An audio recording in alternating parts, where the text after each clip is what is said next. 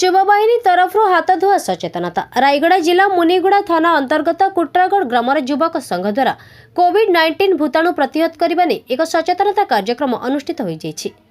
मां माणिकेश्वरी युवक संघर युवक माने निज पांठिरु साबुन तेल और दीपावली किणी बस्ती 200 घर को बंटन करथिले। प्रधानमंत्री आदेश क्रमे 5 तारिख राति 9टारे प्रत्येक घरे दीप जलाई 9 मिनिट ठाकुरंक पाखरे कोरोना भूताणु हटेबा पई प्रार्थना करथिले। युवक माने बस्तीर समस्त लोकंक सुस्थ रहिबा सह स्वच्छ रहिबा दिगरे समस्त भूताणु को दूर करबा को हेले निज हाथ को धोइबा नै सचेतनता करबा सह किभଳି भाबरे हाथ को धोइबा बुझाइथिले। उक्त कार्यक्रम में ज्योति प्रकाश महापात्र, अशोक आचार्य, रिलीफ पात्र, गजेन्द्र राउत, अच्युत गौड़ प्रमुख उपस्थित थिले। निजको सुस्थ रहिबा सह ग्रामवासी मनरु भय दूर करबा सह कोरोना ठारू मुकाबिला पाइबा पई घरे रहिले कोरोना ठारू मुकाबिला पाइ परिबा बोली ग्रामवासी को सचेतनता करैथिले। मो ना ज्योति प्रकाश महापात्र, मो होउची हम मां माणिकेश्वरी युवक संघर एक सदस्य।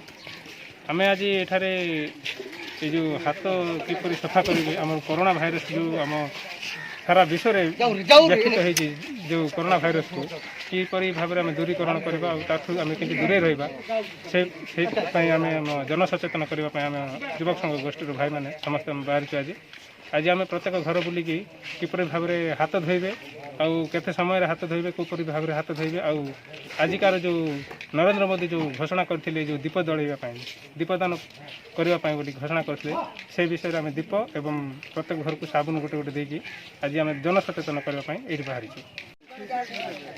रायगड़ा सनातन नायक रिपोर्ट जिला खबर।